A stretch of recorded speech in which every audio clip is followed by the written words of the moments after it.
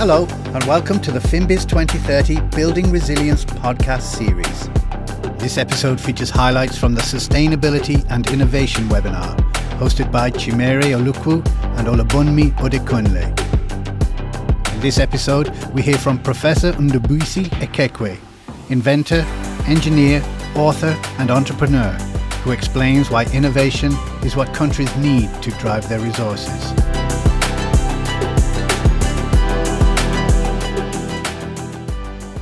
Thank you so much, and distinguished ladies and gentlemen. It's quite a moment and a great privilege to have this opportunity of having this conversation with you. Thank you so much for ICANN for inviting this village guy to this festival where people are discussing the mechanics of market system.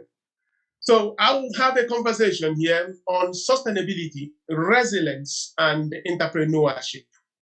And I'll begin by taking you back to that old great debate. It was a great debate where the great philosophers were trying to understand the material component of the universe. They were trying to understand what this world is really made up about. They had a lot of postulations. The Pell said that the world is made of water. Heraclitus said the world is made of fire. But I like what Pythagoras said. He said that the world is nothing but numbers. So if the world is nothing but numbers, it means that the resilience, the sustainability of nations, the sustainability of farms, the resilience of farms can also be found in the numbers of farms and nations. So if everything we do on earth is numbers, it means that for us to figure out challenges, solutions to our challenges, we have to go back to the numbers of those elements. So but how can we get these things done? It comes through entrepreneurial capitalism. And for that entrepreneurial capitalism, I try to explain the purpose of farms.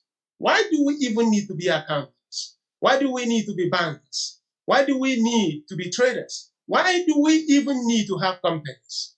Because it's only when we can have companies, only when we can understand the purpose of farms, that is when we can see how we can build resilience, how we can build sustainability in market systems, how we can also build sustainability in our nations, in our communities and industries, because at the end of everything, there is a reason why we are even professionals. So let's assume today that I have just landed in Lagos from America and there is no family member in Lagos, and I'm very, very hungry. I don't know anyone that can go to his house to eat food. And let's also assume there is no restaurant in the city of Lagos. What do? I begin to knock at every door in Lagos. You agree with me that there is that propensity that I can knock at the first 100 doors, somebody may not have food to sell to me.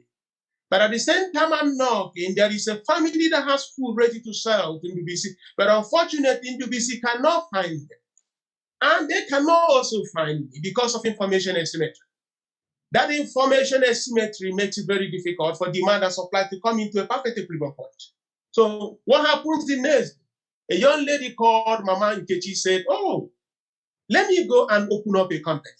I will call that company Mama Nkechi Restaurant. So the next time Ndubuisi comes to Lagos, he doesn't need to be knocking at every door in Lagos. He simply goes to Mama Nkechi's restaurant to eat. You know what will happen?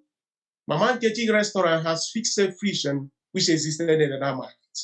And by fixing that friction which had existed in the market, she has made it possible that demand and supply has come into a perfect equilibrium point. So anytime I'm hungry, I don't have to be knocking at doors. I simply go to that restaurant. That is what every company does. If you are in banking, somebody has money, somebody doesn't have money. The person who has money takes it to the bank keeps it.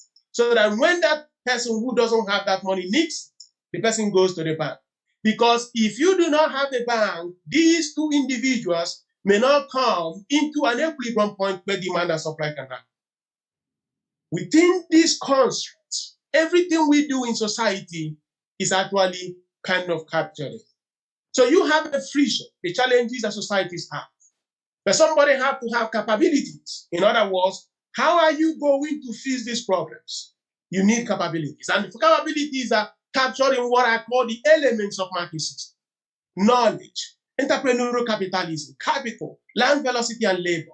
In economics in secondary school, these are the factors of production. The knowledge of farms, the knowledge of a nation actually will determine, to a large extent, the resilience of that particular company or the resilience of that particular nation. The best thing about America today is not because they make good bonds. The best thing about America today is because they have Harvard, MIT, Princeton, Johns Hopkins University, which are knowledge systems that make it possible that America can renew itself from one generation to the other. It turns out that in any society, it turns out that in any company, it turns out that in any nation, when you have the capacity to create new knowledge, you build a high level of resilience. Because if there are perturbations in your environment, if there are perturbations in the world market system, your ability to create new knowledge will help you get out of any paralysis. But that knowledge may not have any value if there are no messengers, the high priests of market systems. I call them entrepreneurs, pioneers who can transition from just having a knowledge system into creating products and services. This is where you have the entrepreneurs. You have people like Carnegie Mellon, B.Y. Mellon, Carnegie, Andrew Carnegie, Rockefeller, Dangote. There are so many of these legends who pioneer market system, translating knowledge systems into products and services. Because at the end of everything, the only thing that can overcome problems in society is products, is service. All the challenges you have in Lagos today, at the end of the day, somebody has to create a product, somebody has to create a service. If you do not have people who have this capacity to transform ideas, knowledge systems into products and services, societies cannot even function. The resilience of cities, the resilience of communities can only be correlated with the capacity of having these pioneers who can see challenges in market systems and come up with solutions for them. And if we can do that, we begin to move our societies from being inventive, a society of just talking, a society of just postulation, to a society that can actually solve problems of people. But at the end of everything, one thing is constant. Innovation is what nations need to drive that resilience. Innovation is what communities need to drive that resilience. Innovation is what companies need to drive that sustainability, because the point is this: if you have people that can create products and services, and then they are solving problems in society, there is only going to be a continuum. The societies can keep getting better. You know, in market system, we call them having the capacity to create new bases of competition, having the capacity to solve the problems, these expectations of customers, and getting them to the point where those things that bother them, you have ability to do them. For Africa, for Nigeria specifically, we know that this is a very challenging market. You have insecurity, you have unemployment everywhere, kidnapping, there are divisions, strikes, perilous times happening over that nation. So it used to be a beautiful country if you go back to 1960s, 1970s. But of course, we have gotten into the point where some of the most important conversations in Nigeria are not even conversations about innovation systems. We're still dealing how we can deal with the challenges of Boko Haram, dealing with the problems that we're having in the Southeast, dealing with the ones by herdsmen. These are conversations we are having and spending all our time in the 21st century. What happened here is that we are not even asking that our market systems are being redesigned as a result of COVID-19. How are we going to build resilience so that the Nigerian economy can stand as the world moves into the next stage? The world is getting digitized. The world is also moving into a phase of everything digital, virtual everything. Of course, we're having this conversation through Zoom. In the past, maybe we would have had to gather somewhere in Lagos for this conversation. We're also seeing new domains, how supply chain systems are being formed. Nigeria is not spending so much effort on those things because we are still trapped as an inventive society. And if we cannot overcome that, we are going to have difficulty. But there is a promise because there are entrepreneurs who are going to turn this invention into innovation. Because when you add commercialization, inventive ideas, you have innovation. So that innovation becomes the instrument upon which market systems will now open up hope to people. If you look at this plot I have shown here, you see that for more than 1,500 years, the GDP of the United States and the GDP of China, these GDPs were flat. In other words, generations of people that lived apart did not experience any major change in their living standards. Because you remember the time in your secondary school in agricultural science or biology, they brought a man called Reverend Marx.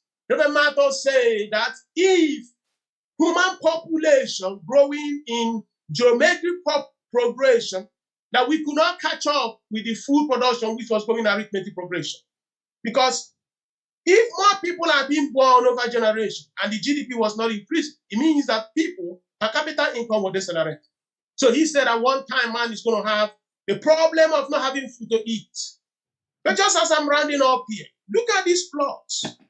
You could see that towards around after the birth of America, the GDP of the United States started ramping up exponentially. What has happened here is that they have transitioned from a society of invention to a society of innovation.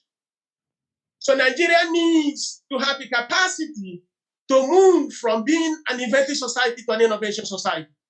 And that innovation society means that we have to have the capacity of creating products and services. Because at the end of the day, if all we do is to talk about how we provide electricity, how we provide clean water, and no one can actually go and provide services in those spaces, we are just going to be a society of invention. So society of invention do not have that entrepreneurial capitalism. They do not have the capacity to solve problems societies have. It's all about people in beer parlors, more way. Everyone is saying, I have an idea, but you can't find products and services to buy. So this conversation we are having today, I want to tell young people, the greatness of a nation is always correlated with its capacity to solve problems in those societies. And it turns out that products, services, ability to create innovation, a market system, commercialize your ideas so that customers can find things to buy to overcome the frictions they have, is going to become extremely critical for us to take this continent, take this nation to the next level. The young men do not have jobs does not mean that we cannot create opportunities for the future. So I want to challenge you. Many of you are high priests of market system, being accountants, and you understand everything. But we want you to also have these constructs that unless we build a nation of innovation, where products and services people create them to fix frictions in market, we will not actually get into that promised land. So that's actually the conversation I have with you here. I want to wish everyone here a very wonderful journey as you go into this festival. Thank you very much, ladies and gentlemen. To hear more podcasts or to find out more about FinBiz 2030, go to finbiz2030.com. Join the conversation using hashtag FinBiz2030. FinBiz 2030 is a joint initiative between One Young World and Chartered Accountants Worldwide. This podcast is produced by Big Top Multimedia. The original webinar series was produced by Be There Productions and Big Top Multimedia. Special thanks to Pexels.com.